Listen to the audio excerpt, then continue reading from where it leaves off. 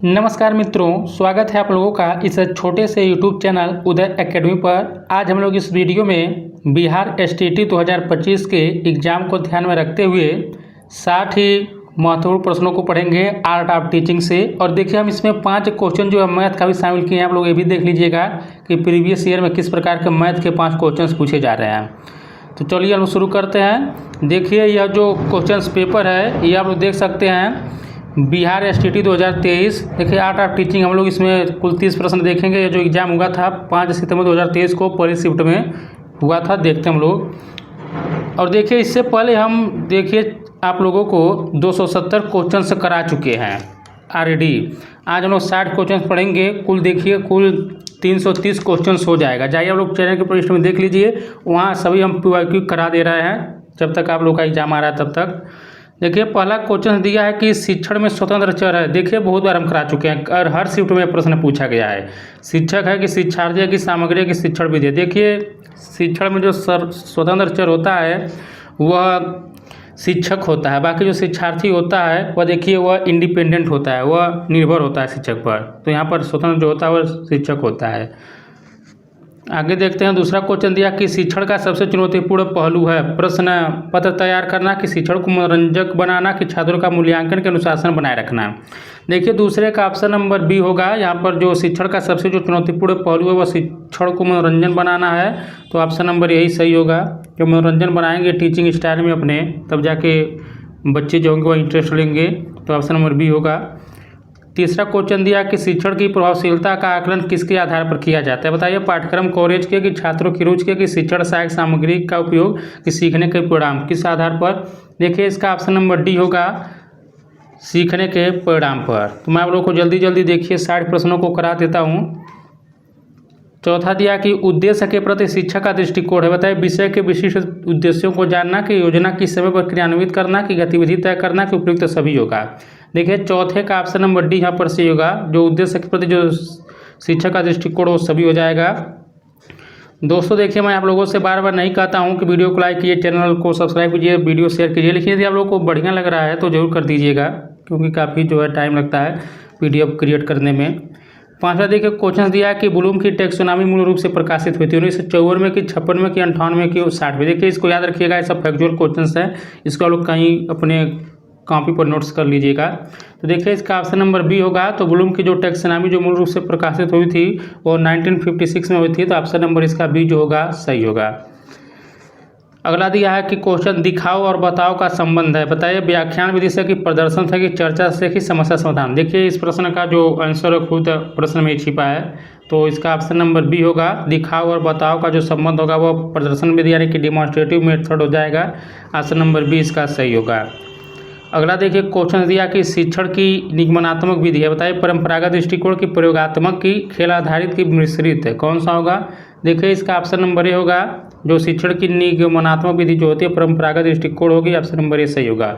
देखिए इसमें 2 फेमस बहुत है विधि, जो एक आगमन विधि होता है और एक निगमन विधि होता है। देखिए आगमन जो होता है वह एग्जाम्पल टू रूल होता है, आगमन। और देखिए जो निगमन होता है वह रूल टू एग्जाम्पल होता है, इसको आप लोग याद रखिएगा।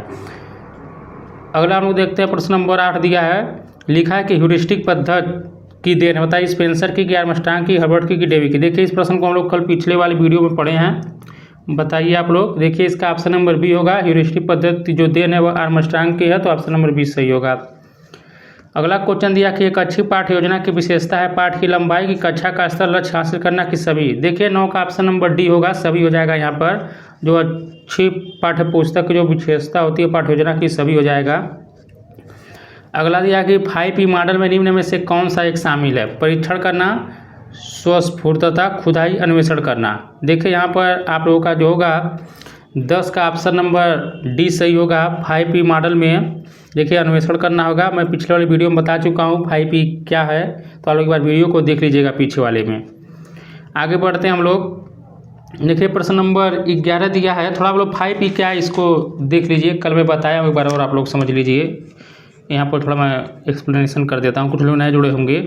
देखिए 5E क्या है, हम यहाँ पर लिखते हैं 5P का। इसका फुल नेम जरा आप लोग याद रख लीजिएगा, अंग्रेजी में याद कर लीजिएगा। देखिए यहाँ पर ई फॉर जो होता है इंगेज होता है, याद रखिएगा ई फॉर क्या होता है, इंगेज होता है। इसको हिंदी में आप ध्यान आकर्षित करना कह सकते हैं। और देखिए एक्सप्लोर, यहाँ पर ई मतलब एक्सप्लोर होता है, मतलब ये होता है अन्वेषण करना या खोज करना। तो देखिए ये तो पूछा था आपसे। तो देखिए तीसरा में ई का मतलब होता है एक्सप्लेन, यानी कि व्याख्या करना होता है, एक्सप्लेन होता है इसका। और देखिए ई का इसका अर्थ होता है कि एलाबोरेट करना होता है, यानी कि विस्तार करना। देखिए इसका ई का जो मतलब होता है वह इवेलुएट होता है। तो आप लोग इसको याद रखिएगा। तो यहाँ पर ऑप्शन नंबर डी इसका सही होगा, ये शामिल होता है। अगला देखते हैं प्रश्न नंबर 11 दिया कि सूक्ष्म शिक्षण का प्रयोग किया जाता है। बताइए माध्यमिक कक्षा में प्राथमिक के शिक्षक प्रशिक्षण संस्थान में कि कहीं नहीं। देखिए इसका ऑप्शन नंबर सी होगा। इसका जो प्रयोग किया जाता है सूक्ष्म शिक्षण का, माइक्रो टीचिंग का प्रयोग शिक्षक प्रशिक्षण संस्थान में किया जाता है। तो ऑप्शन नंबर इस प्रश्न का सी सही होगा। अगला प्रश्न दिया कि प्रोग्राम इंस्ट्रक्शन में पाठ्य सामग्री का क्रम मनोवैज्ञानिक की भौतिक की दोनों होता है। बताया कि कोई नहीं। देखिए इसका ऑप्शन नंबर ए होगा। प्रोग्राम इंस्ट्रक्शन में जो पाठ्य सामग्री का क्रम मनोवैज्ञानिक होता है, तो इसका ऑप्शन नंबर ए सही होगा। अगला क्वेश्चन दिया कि कक्षा शिक्षण पूरा होने के बाद छात्र से ब्लैक बोर्ड साफ करवाना चाहिए कि शिक्षक को ब्लैक बोर्ड साफ करना चाहिए कि ब्लैक बोर्ड को ऐसे ही छोड़ देना चाहिए कि कोई नहीं। देखिए इसका ऑप्शन नंबर जो होगा बी होगा। देखिए जब आप लोग बीएड या बीटीसी किए होंगे अपने एकेडमिक सेशन के दौरान, तो वहाँ पर आप लोग टीचिंग किए होंगे, उसमें सिखाया गया होगा कि शिक्षक को खुद ब्लैक बोर्ड साफ करना चाहिए, न कि किसी छात्र से कहकर। तो ऑप्शन नंबर इसका भी जो होगा सही होगा। अगला क्वेश्चन दिया है कि पढ़ने की अक्षमता को कहा जाता है। बताइए डिसलेक्सिया की, डिस्कैलकुलेसिया की, डिस्ग्राफिया की, सभी। देखिए दोस्तों पढ़ने की जो अक्षमता कहा जाता है, बताइए आप लोग देखिए उसको। ऑप्शन नंबर यहाँ पर देखिए जो होगा इसका ये होगा, डिसलेक्सिया कहा जाता है। और देखिए डिस्कैलकुलेसिया क्या होता है, गणना संबंधित यह विकार होता है। सब देखिए एक तंत्रिका संबंधी विकार है। देखिए डिस्ग्राफिया जो होता है आप लोग बताइएगा ये क्या होता है, भ्रम से होता है कि लिखने से संबंधित होता है। जरा आप लोग हमें बताइएगा इसका क्या होता है। प्रश्न नंबर 15 दिया कि कक्षा प्रक्रिया में कौन से घटक शामिल नहीं होते हैं। अपेक्षित सीखने के परिणाम के, विद्यार्थी के सीखने का आकलन के, शिक्षक के प्रदर्शन का मूल्यांकन, इनमें से कोई नहीं। देखिए 15 का ऑप्शन नंबर सी होगा। कक्षा प्रक्रिया में जो शामिल नहीं होता है शिक्षक के प्रदर्शन का मूल्यांकन, यह शामिल नहीं होता है। अगला दिया कि पुस्तकालय में काम करने वाले व्यक्ति को कहा जाता है। बताइए लाइब्रेरियन की, अभिनेता की, संगीतकार की। देखिए ऐसे ऐसे क्वेश्चन बिहार STT में पूछा गया है, तो आप लोग बहुत लोड मत लीजिएगा, बस PYQ कर लीजिए। आप लोग पूरा 30 में 25-26 तो कर ही लेंगे। पुस्तकालय में क्या लाइब्रेरियन होता है ना यहाँ पर, बाकी अभिनेता संगीतकार तो होंगे नहीं। 17 नंबर प्रश्न दिया कि बच्चों को पुस्तकों की जरूरत होती है आलोचनात्मक सोच कौशल विकसित करने के लिए कि अपने आप को समझने के लिए, कि दोनों की, इनमें से कोई नहीं। देखिए इसका ऑप्शन नंबर जो होगा सी होगा। तो बच्चों को जो पुस्तकों की जो जरूरत होती है दोनों के लिए होती है, तो ए और बी यहाँ पर दोनों सही हो जाएगा। अगला क्वेश्चन दिया कि छात्रों में मूल्यों का विकास प्रभावी ढंग से कब होता है। जब शिक्षक बार बार मूल्यों की बात करता है, कि स्वयं उनका अभ्यास करता है, कि महान व्यक्तियों की कहानियाँ सुनाता है, कि देवी देवताओं की बात करता है। देखिए यहाँ पर जो छात्रों में मूल्यों का जो विकास कैसे होगा, आप क्या करेंगे, स्वयं उनका अभ्यास जब करता है, जब शिक्षक तभी। तो ऑप्शन नंबर इसका 18 का जो होगा 20 सही होगा। देखिए दोस्तों जरा आप लोग हमें बताइएगा कि यहाँ पर सी होगा कि नहीं। बाकी इसमें ऑप्शन बी दिया है, छात्रों में मूल्यों का विकास प्रभावी ढंग से कब होता है। हाँ ये भी हो सकता है जब शिक्षक जो है स्वयं उनका अभ्यास करता है, तो उसको जैसे बच्चे क्या होते हैं कॉपी करने में इमिटेट करते हैं, तो यहाँ पर ऑप्शन नंबर बी होना चाहिए। ठीक है। अगला दिया है कि वे शिक्षक छात्रों में लोकप्रिय होते हैं जो अच्छे ग्रेड प्रदान करते हैं, कि अतिरिक्त शुल्क लेकर कक्षा लेते हैं, कि छात्रों की समस्या हल करने में मदद करते हैं। तो यहाँ पर ऑप्शन नंबर सी सही हो जाएगा। अगला क्वेश्चन दिया है कि किसी छात्र को कठोर दंड क्यों नहीं देना चाहिए। बताइए आप लोग। वह पढ़ाई और शिक्षक के प्रति नकारात्मक रवैया विकसित कर सकता है, वह शिक्षक से झगड़ा कर सकता है, माता पिता शिकायत कर सकते हैं, कोई नहीं। तो यहाँ पर देखिए ऑप्शन नंबर यही इसका सही होगा। तो किसी छात्र को कठोर दंड इसलिए नहीं देना चाहिए कि वह पढ़ाई और शिक्षा के प्रति नकारात्मक रवैया विकसित कर सकता है, इसलिए कभी भी किसी भी छात्र को आप नकारात्मक दंड नहीं दे सकते हैं। और देखिए यह बहुत ही इंपॉर्टेंट क्वेश्चन है, जरा आप लोग इसको याद कर लीजिएगा। उम्मीद करता हूँ आप लोग जानते भी होंगे। CCE का अर्थ है, बताइए निरंतर और व्यापक मूल्यांकन, कि निरंतर और समझपूर्ण होगा, कि निरंतर और सहयोगी मूल्यांकन, की सभी होगा। तो देखिए यहाँ पर इसका ऑप्शन नंबर जो होगा ए सही होगा, निरंतर और व्यापक मूल्यांकन होगा। आप लोग इसको याद रखिएगा। अगला दिया है कि निदानात्मक परीक्षण का उपयोग किया जाता है, मतलब परीक्षा का उपयोग होता है विद्यार्थियों की कठिनाइयों की पहचान के लिए, कि ज्ञान के आकलन के लिए, कि शिक्षण अधिगम प्रक्रिया के मूल्यांकन के लिए, कि उपयुक्त सभी के लिए। देखिए इसका ऑप्शन नंबर ए सही होगा। निदानात्मक जो परीक्षा का उपयोग होता है विद्यार्थियों की कठिनाइयों की पहचान के लिए। देखिए तो टाइम के अभाव में आप लोगों से जल्दी जल्दी क्वेश्चन को करा दे रहा हूँ। ताकि आप लोग इसका प्रैक्टिस कर लीजिए। जैसा कि आप लोग जानते हैं कि 14 अक्टूबर से एसटीटी का एग्जाम होने वाला है। क्वेश्चन दिया कि योग्यता मूल्यांकन का मुख्य उद्देश्य है विद्यार्थियों को अगली कक्षा में पदोन्नत करना, कि सीखने की कठिनाइयों को समझना, कि सीखने की प्रक्रिया को बेहतर बनाना, कि सीखने को बढ़ावा देना। तो यहाँ पर देखिए ऑप्शन नंबर इसका ए सही होगा, विद्यार्थियों को अगली कक्षा में पदोन्नत करना। तो ऑप्शन नंबर इसका जो होगा ए सही होगा। यहाँ पर इसको देखिए दोस्तों, एक होता है फॉर्मेटिव, एक होता है समेटिव। जो समेटिव मतलब एकात्मक कहा जाता है, यह जो होता है मतलब सेशन के एंड में होता है, अंत में जो होता है वो समेटिव होता है। और इस मान लीजिए अगर क्लास के दौरान या थोड़ा टेस्ट ले लिया जाए तो उसको फॉर्मेटिव कहेंगे। तो यहाँ पर देखिए ऑप्शन नंबर ये दिया है इस प्रश्न का। अगला क्वेश्चन दिया है कि पाठ्यक्रम विकास आधारित होता है, बताइए दार्शनिक आधार पर, कि राजनीतिक पर, कि मनोवैज्ञानिक पर, कि सभी पर। तो देखिए इसका ऑप्शन नंबर डी होगा, जो पाठ्यक्रम विकास आधारित होता है वह सभी पर होता है। अगला क्वेश्चन दिया है कि इसमें सीखने की सामग्री और गतिविधियां शामिल होती हैं, पाठ्यक्रम में, कि पाठ्यचर्या में, कि असाइनमेंट में, कि सभी में, बताइए। तो देखिए इसका जो होगा ऑप्शन नंबर बी होगा, जो पाठ्यचर्या यानी कि करिकुलम जो होती है इसमें सामग्री, सीखने की सामग्री और गतिविधियाँ शामिल होती है, तो बी इसका सही होगा। अगला देखिए दिया कि एक आदर्श विद्यालय स्थापित किया जाता है, ऑप्शन नंबर ए दिया कि 6 से 14 वर्ष के बच्चों के लिए निःशुल्क और अनिवार्य शिक्षा हेतु, कि 4 से 14 वर्ष के बच्चों के लिए निःशुल्क अनिवार्य शिक्षा, कि सबके लिए, कि सभी होगा यहाँ पर। तो देखिए इसका ऑप्शन नंबर जो होगा 26 का सी सही होगा। तो सबके लिए होगा, जो आदर्श विद्यालय जो स्थापित किया जाता है सबके लिए किया जाता है। आगे बढ़ते हैं, प्रश्न नंबर 27 दिया है। देखिए दिया कि शिक्षा का अधिकार का अर्थ क्या है, 6 वर्ष के बच्चों के लिए निःशुल्क और अनिवार्य शिक्षा, कि 4 से 14 वर्ष के बच्चों के लिए निःशुल्क और अनिवार्य शिक्षा, कि सबके लिए, कि सभी होगा। तो देखिए यहाँ पर ऑप्शन नंबर ए इसका सही होगा। जो शिक्षा का अधिकार जब पूछेगा तो आप 6 से लेकर 14 वर्ष के बच्चों के लिए निःशुल्क और अनिवार्य शिक्षा का प्रावधान किया गया, याद रखिएगा। और इसका प्रावधान संविधान के किस आर्टिकल में किया गया ये भी आप लोगों को बता दीजिएगा कमेंट करके। अगला क्वेश्चन दिया कि जब छात्रों को समूह में चर्चा का अवसर दिया जाता है तो सीखने की गति क्या होती है, समान रहती है, कि घटती है, कि बढ़ती है, कि सभी होती है। तो देखिए जाहिर सी बात है क्या होगी, बढ़ेगी। तो ऑप्शन नंबर इसका सी सही होगा। अगला क्वेश्चन दिया कि लिंगवा फोन का उदाहरण है, दृश्य सहायता, कि श्रव्य सहायता, कि दृश्य श्रव्य, कि सभी होगा। देखिए इसका ऑप्शन नंबर बी होगा, श्रव्य सहायता होता है लिंगवा फोन जो उदाहरण है। अगला दिया कि करके सीखना यानी लर्निंग बाय डूइंग है, इसका मतलब क्या होगा यहाँ पर बताइए आप लोग। अवलोकनात्मक होगा, कि अनुभवजन्य होगा, कि अन्वेषण, की सभी होगा। देखिए लर्निंग बाय डूइंग मतलब अनुभवजन्य ज्ञान होना, यानी जब करेंगे तो आप सीखेंगे खुद। तो ऑप्शन नंबर ए इसका सही होगा। तो हम 30 प्रश्न कर चुके हैं और आप लोग हमें कमेंट में बताइएगा कि आप लोग का 30 में से कितना प्रश्न सही हुआ है, टोटल बताइएगा 60 में से। और देखिए अगला यहाँ पर जो क्वेश्चन है, यहाँ पर इसको देखिए, ये 9 सितंबर 2023 को पूछा गया क्वेश्चन है। आइए 30 प्रश्न देखते हैं। इसमें हम लोग 5 क्वेश्चन मैथ का भी कवर करेंगे अभी हम लोग आगे।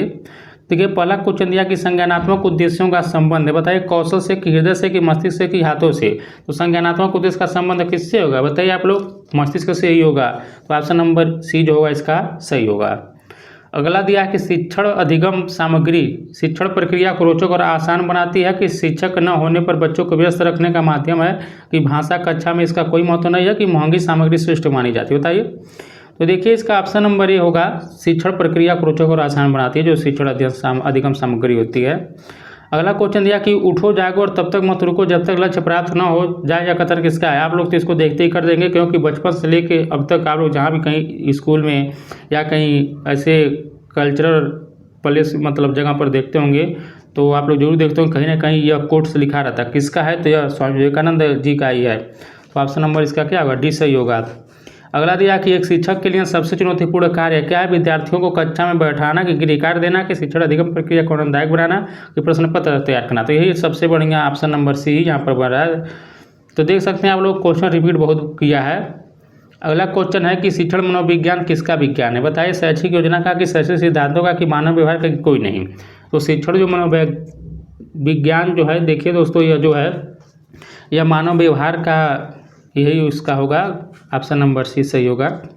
अगला दिया कि वो वातावरण बच्चों को सीखने के लिए अनुकूल है जहाँ पारिवारिक अनुशासन कड़ा हो, खेलने और गाने की स्वतंत्रता हो, भाषा और भावनाओं का सम्मान हो, पाठ्यपुस्तक प्रधानता हो। तो यहाँ पर देखिए इसका ऑप्शन नंबर जो होगा इस प्रश्न का सी बनेगा, भाषा और भावनाओं का सम्मान हो। ये रहेगा खेलने और गाने की स्वतंत्रता हो, तो बच्चे पढ़ेंगे नहीं, हमेशा खेलने और गाने में ही रुचि रखेंगे। तो यह यहाँ पर ऑप्शन सी होगा, भाषा और भावनाओं का सम्मान हो। अगला देखिए क्वेश्चन दिया है, वातावरण के अनुसार स्वयं को ढालना कहलाता है, अनुकूलन कहलाता है, कि समायोजन की आत्मसातीकरण के अनुकूलन। देखिए वातावरण के अनुसार स्वयं को ढालना क्या कहा जाता है? तो आप लोग उसको अनुकूलन कहेंगे। तो ऑप्शन नंबर इसका ए जो होगा सही होगा। अगला आप लोग देखते हैं जरा इसको आप लोग हमें काउंट करके बताइएगा कि इसका कौन सा ऑप्शन बनेगा, अनुकूलन होगा कि समायोजन होगा, जरा बताइएगा आप लोग। तो इसमें से दोनों में कौन सा ऑप्शन सही होगा? अगला देखिए क्वेश्चन या कि सीखना के संदर्भ में कौन सा विकल्प असत्य है? बताइए। सीखना व्यवहार में परिवर्तन है कि यह अभ्यास का अनुभव से होता है, यह अस्थायी परिवर्तन लाता है, इनमें से कोई नहीं। देखिए 8 का ऑप्शन नंबर डी होगा। तो इसमें कोई भी विकल्प असत्य नहीं है, सब सही है। सीखना व्यवहार में परिवर्तन है, यह अस्थायी परिवर्तन लाता है, यह अभ्यास या अनुभव से होता है। तो यह सभी यहाँ पर सही है, कोई असत्य नहीं है। अगला क्वेश्चन दिया कि RMSA का पूर्ण रूप है। बताइए। राष्ट्रीय माध्यमिक सूचना एवं अनुसंधान है कि राष्ट्रीय उच्च माध्यमिक शिक्षा अभियान है कि राष्ट्रीय माध्यमिक शिक्षा अभियान है कि राज्य माध्यमिक शिक्षा अभियान है? देखिए इसका ऑप्शन नंबर सी सही होगा। राष्ट्रीय माध्यमिक शिक्षा अभियान है RMSA का पूरा नाम, इसको नोट कर लीजिएगा, एग्जाम में पूछ सकता है। अगला दिया कि CC, देखिए हम लोग अभी पीछे पढ़कर आएंगे, इसका क्या मतलब होगा? देखिए यही होगा इसका continuous and comprehensive evaluation, Hindi में यहाँ पर दे दिया। तो ऑप्शन नंबर इसका सी सही होगा, इसको रट लीजिएगा आप लोग। अगला क्वेश्चन दिया है कि ब्लूम की टैक्सोनॉमी के संदर्भ में कौन सा विकल्प असत्य है? यह सीखने के उद्देश्यों के वर्गीकरण से संबंधित है, इसका प्रकाशन 1966 में हुआ, यह बच्चों के बौद्धिक विकास में सहायक है, इसका नाम बेंजामिन ब्लूम के नाम पर है। तो अभी हम पहले इस प्रश्न को बता चुके हैं। इसका स्थापना कब हुआ था? 56 में शायद हुआ था ना, पीछे बताए थे, जरा आप लोग देख लीजिएगा। तो ऑप्शन नंबर बी होगा, ये यहाँ पर गलत है। अगला क्वेश्चन दिया है कि शिक्षा में कौन सा संसाधन सम्मिलित नहीं है? बताइए। भूजल संसाधन, वित्तीय, मानव की सामग्री संसाधन। तो देखिए 12 का ऑप्शन नंबर ए होगा। भूजल संसाधन यह शिक्षा में शामिल नहीं है, बाकी वित्तीय, मानव सामग्री सब शामिल है। अगला दिया कि राष्ट्रीय उपलब्धि सर्वेक्षण के संदर्भ में सही विकल्प कौन सा है? माध्यमिक बच्चों का ऑनलाइन मूल्यांकन पोर्टल है, यह शिक्षा स्तर जानने हेतु MHRD की योजना है, यह राष्ट्रीय प्रतिभा खोज कार्यक्रम जुड़ा है, इनमें से सभी सत्य हैं। देखिए 13 का ऑप्शन नंबर बी होगा, यह शिक्षा स्तर जानने हेतु MHRD की योजना है। अगला क्वेश्चन दिया कि राष्ट्रीय शिक्षा दिवस किसकी स्मृति मनाया जाता है? इजी क्वेश्चन है, किसके स्मृति में? डॉक्टर राधाकृष्णन के 5 सितंबर को मनाया जाता है, आप लोग जानते होंगे। अगला क्वेश्चन दिया है, देखिए यहाँ पर लिखा कि राष्ट्रीय, देखिए दोस्तों थोड़ा यहाँ पर मिस्टेक हो गया है, शिक्षा पूछा है, शिक्षक नहीं है। तो जो शिक्षा दिवस मनाया जाता है वो मौलाना अबुल कलाम आज़ाद की स्मृति मनाया जाता है, इसको रट लीजिएगा। अगर राष्ट्रीय, देखिए अगर शिक्षक दिवस पूछता तब हम लोग राधा कृष्णन की स्मृति मनाते हैं। तो यहाँ पर ऑप्शन नंबर डी होगा, यह शिक्षा दिवस पूछा है। अगला क्वेश्चन दिया कि ऑपरेशन ब्लैक बोर्ड कार्यक्रम कब शुरू हुआ? बताइए। 1986 में कि 1987 में कि 1992 में कि 1996 में?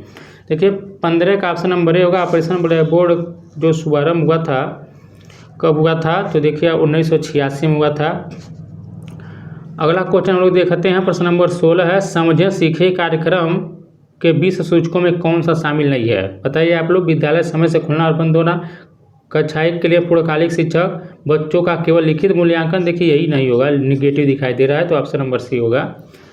अगला देखिए क्वेश्चन दिया कि मेरा विद्यालय शीर्षक लेखक राजू के लिए कौन सी टिप्पणी उपयुक्त होगी? आपका व्याकरण ज्ञान कमजोर है, लेखन से परिवर्तनीय ज्ञान प्राप्त करें, आपकी लिखावट गंदी और गलत है, लेख अच्छा है, कुछ स्थानों पर व्याकरण त्रुटियाँ। बताइए। मेरा विद्यालय, तो यहाँ पर देखिए 17 का ऑप्शन नंबर डी होगा। यहाँ पर जो टिप्पणी यही से होगा कि लेख अच्छा है, कुछ स्थानों पर व्याकरणिक त्रुटियाँ है। ये नहीं कहेंगे आप गंदा लिख रहे हैं, इससे कहेंगे तो क्या होगा? बच्चा डिमोटिवेट हो जाएगा, आपको बच्चों को डिमोटिवेट नहीं करना है। अगला क्वेश्चन दिया कि उत्पीड़ितों का शिक्षा शास्त्र पुस्तक के लेखक हैं, फ्रेडरिक फ्राबेल है कि फ्रांसिस बेकन है कि पाउलो फ्रेरे है कि मदन मोहन मालवीय है? तो इसका देखिए ऑप्शन नंबर सी होगा, पाउलो फ्रेरे है उत्पीड़ितों का शिक्षा शास्त्र पुस्तक के लेखक। दोस्तों यदि आप लोगों को वीडियो अच्छा लगा तो लाइक जरूर कर दीजिएगा, ताकि यह वीडियो आपके और साथियों के पास पहुंच सके। अगला दिया कि शिक्षक साथी है, शिक्षण सहयोग संदर्शिका का कि शिक्षक सहायता मैनुअल का कि शिक्षकों की समस्याओं का मंच कि बिहार शिक्षा परियोजना द्वारा प्रकाशित पत्रिका? तो देखिए इसका ऑप्शन नंबर बी होगा, शिक्षक सहायता मैनुअल है शिक्षक साथी, तो ऑप्शन नंबर बी सही होगा। अगला देखिए क्वेश्चन दिया कि भारतीय संविधान का कौन सा भाग प्रत्येक नागरिक को अपने धर्मानुसार शिक्षा देने की अनुबंध देता है? समवर्ती सूची की, मौलिक अधिकार, राज्य सूची की, इनमें से कोई नहीं?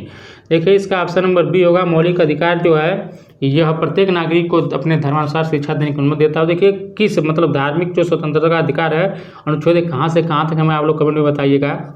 अगला देखिए क्वेश्चन दिया कि इनमें से कौन समाजीकरण की सक्रिय एजेंसी नहीं है? परिवार, विद्यालय, रेलवे स्टेशन, धार्मिक। देखिए जो रेलवे स्टेशन होगा यह सक्रिय एजेंसी नहीं होगा, बाकी परिवार, विद्यालय, धार्मिक संस्था, यहाँ से आपका समाजीकरण की ये सब जो है एक्टिव एजेंसी है। अगला क्वेश्चन दिया कि इनमें से कौन मूल्यांकन की मूलभूत विधियों में शामिल नहीं है? व्यक्तिगत मूल्यांकन, सामूहिक मूल्यांकन, सहपाठियों द्वारा मूल्यांकन, कि शिक्षकों द्वारा मूल्यांकन। देखिए इसका ऑप्शन नंबर बी होगा, सामूहिक मूल्यांकन। यह मूल्यांकन की मूलभूत विधियों में शामिल नहीं है। अगला क्वेश्चन देखिए दिया है, बच्चों का आकलन क्यों किया जाए के संदर्भ में कौन सा विकल्प गलत पूछा है। ऑप्शन ए दिया कि बच्चों की विशेष आवश्यकताओं की पहचान करना, बी दिया है कक्षा शिक्षण प्रक्रिया को बेहतर बनाना, प्रोत्साहन राशि हेतु पात्र बच्चों की पहचान, मूल्यांकन के भाव को दूर करना। बताइए कौन सा गलत होगा। देखिए इसका ऑप्शन नंबर सी गलत होगा कि प्रोत्साहन राशि हेतु पात्र बच्चों की पहचान। अगला दिया है कि बच्चे के व्यक्तित्व निर्माण में सबसे महत्वपूर्ण भूमिका निभाती मातृभाषा, विदेशी भाषा, अकादमिक की मानक भाषा। सबसे इंपॉर्टेंट कौन सी है बताइए, मातृभाषा ही होगी ना। अगला क्वेश्चन दिया है, वायोगस्की के सिद्धांत में किस विकास पहलू की उपेक्षा की जाती है? सामाजिक, जैविक, भाषाई, सांस्कृतिक। तो देखिए वायोगस्की जो है यहाँ पर ऑप्शन नंबर बी होगा, तो जैविक पहलू की उपेक्षा की जाती है, तो यहाँ पर ऑप्शन नंबर बी सही होगा। बाकी सामाजिक, भाषाई, सांस्कृतिक इनका संबंध है।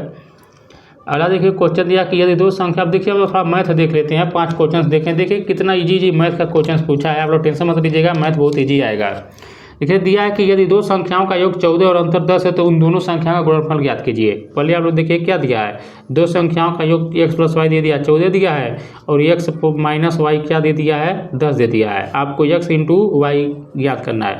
तो सबसे पहले आप क्या करेंगे, x और y का मान निकालेंगे। देखिए इसका जो शॉर्टकट दो तरीका होता है निकालने का। अगर ऐसा समीकरण दिया हो x + y x - y, तो जब x का मान आप निकालिए तो आप क्या कीजिए, इन दोनों को जोड़ दीजिए। 14 10 कितना होगा 24, 24 के आधा कितना होगा 12 हो जाएगा। और फिर देखिए अब y का जब आप मान निकालेंगे क्या करिए, इन दोनों का अंतर कर दीजिए। 14 में से 10 जाएगा कितना बचेगा 4 बचेगा, और इसका आधा करेंगे कितना हो जाएगा 2 हो जाएगा। तो देखिए एक संख्या आपका 12 में बन गया x और y हो गया 2, तो दोनों का गुणा करेंगे 12 × 2 कितना हो जाएगा 24। देखिए इसका सही विकल्प हो जाएगा। इसको आप ऑप्शन से भी कर सकते थे, यहाँ पर 24 ही बनेगा, ऑप्शन से भी करेंगे।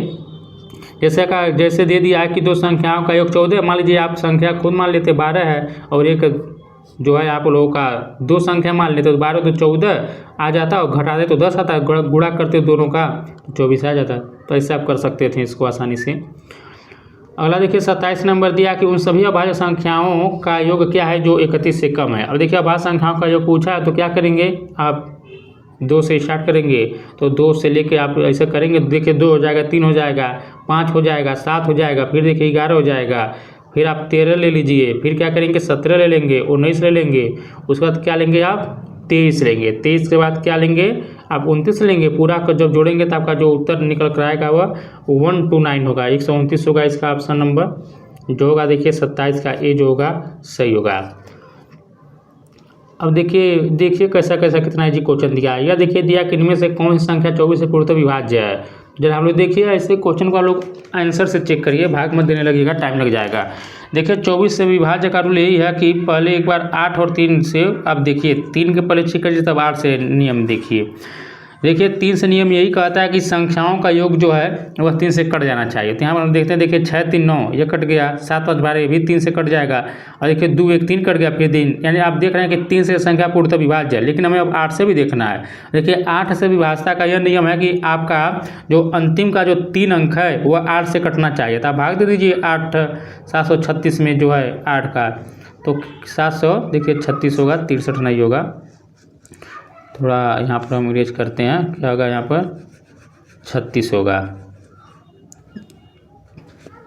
तो यहाँ पर भाग दीजिए कि देखिए कितना होगा 8 9 यहाँ पर हो जाएगा 72, 3 से 2 जाएगा 1 16 और 8 दूनी 16। तो देखिए अभी यह संख्या 8 से भी कट जा रहा है, 3 से कट जा रहा है, यानी कि 24 यह संख्या विभाज्य। ऑप्शन नंबर ए इसका सही होगा। अगला देखिए प्रश्न नंबर 29 दिया कि किसी भी 3 लगातार प्राकृतिक संख्या का गुणनफल हमेशा विभाज्य होता है। देखिए ये तो काफ़ी इजी क्वेश्चन है। जिसमें जो प्राकृतिक संख्याओं का गुणनफल, मान लीजिए हम 1 ले रहे हैं, 2 ले रहे हैं और 3, इनका गुणा कर दीजिए, 3 दूनी 6, क्या होगा 6 का नंबर 6 ही होगा। तो किससे विभाज्य होगा, हमेशा 6 से ही होगा। देखिए 3 से नहीं होगा। मान लीजिए सबसे यहाँ पर छोटा तो 6 आ रहा है आपका, तो इसका सी होगा। जैसे मान लीजिए आप कोई भी ले सकते हैं, हम यहाँ पर 2 3 4 ले रहे हैं, गुणा कर दीजिए 4 12 24, 24 किससे विभाज्य है 6 से विभाज्य है। ऐसे यहाँ पर देखिए ऑप्शन नंबर इसका सी सही हो जाएगा। अगला देखिए क्वेश्चन दिया कि 5 8 15 का चौथा अनुपात यानी चतुर्थ अनुपाती पूछा है। इजी क्वेश्चन से आप ऐसे लगाइए 5 अनुपात क्या करेंगे 8, फिर आप यहाँ करेंगे समानुपात 15 और यहाँ पर करेंगे x करेंगे। इसको हल कर दीजिए, 5/8 बराबर 15/x हो जाएगा। अब देखिए यहाँ पर काट दीजिए, 5 तिहाई 15, अब तिरछा गुणा कर दीजिए, यहाँ पर x हो जाएगा 8 3 24, तो x का कितना मान निकल के आया, 24 निकल के आया। तो ऑप्शन नंबर इसका डी सही हो जाएगा। तो देखिए इतना इजी भी गणित का क्वेश्चन पूछ रहा है। तो हम लोग कुल 60 प्रश्न देखिए दोस्तों कवर कर चुके हैं। आप लोग हमें कमेंट में बताइएगा कि आप लोग का इन 60 में से कितना % सही हुआ है। और देखो दोस्तों आज हम 60 क्वेश्चन आप लोगों को करा दिए हैं, और इसके पहले हम 270 क्वेश्चन करा चुके हैं। कुल कितना हो गया, 330 प्रश्न देखिए हम ऑलरेडी आप लोगों को करा चुके हैं। ये सभी PYQ ही कराए हैं। तो आप लोग जाकर चैनल के प्लेलिस्ट में जाइए, सभी वीडियो देख लीजिए, और एग्जाम में आप लोग इन्हीं वीडियो में से सभी देखने को मिलेगा। PYQ है 25-26, तो आप आसानी से कर ले जाएंगे। तो यदि आपको वीडियो अच्छा लगा तो लाइक कर दीजिएगा, अपने दोस्तों को भी शेयर कर दीजिएगा, और सब्सक्राइब भी कर लीजिएगा चैनल को। मिलते हैं अगले वीडियो में, तब तक नमस्कार, जय हिंद, जय भारत।